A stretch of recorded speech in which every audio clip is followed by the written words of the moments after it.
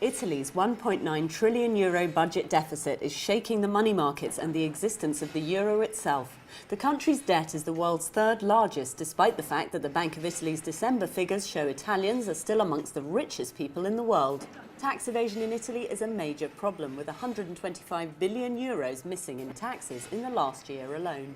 Ci sono territori con economie diverse. There are parts of the country with different economies with different speeds. For example, in the south of Italy, where there is a very weak industrial economy, tax evasion was a source of sustaining the economy.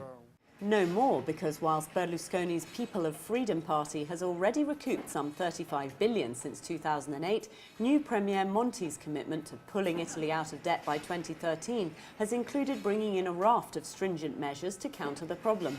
L'ultimo governo, il governo Monti. There are the new rules regarding the traceability of cash, and the tax office can now go and look at the current accounts of companies and individuals to see how much a person earns and how much they spend.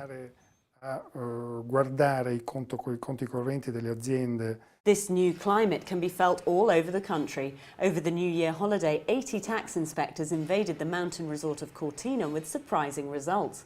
Out of the 252 sports cars identified, 42 of them were owned by people who claimed to have earned less than €30,000 last year. And, interestingly, the day after the inspections, restaurants' accounts were showing almost 4 times the amount of business than the day before. Le norme possono essere. The regulations can sometimes be excessive, and the organization that acts on these regulations, I think, sometimes it happens, often it happens, that they don't take into account the real situation of the country and its businesses. Del paese, delle imprese. There's no doubt that Italy's basic taxation rate at around 42% of GDP is painfully high, and for many businesses and individuals they need bank loans to pay their tax bills, or they're simply going under. One thing's for sure, those 50 million Italians who last year claimed to have earned absolutely nothing should get ready to pay their dues. Harriet Mole, Press TV, Rome.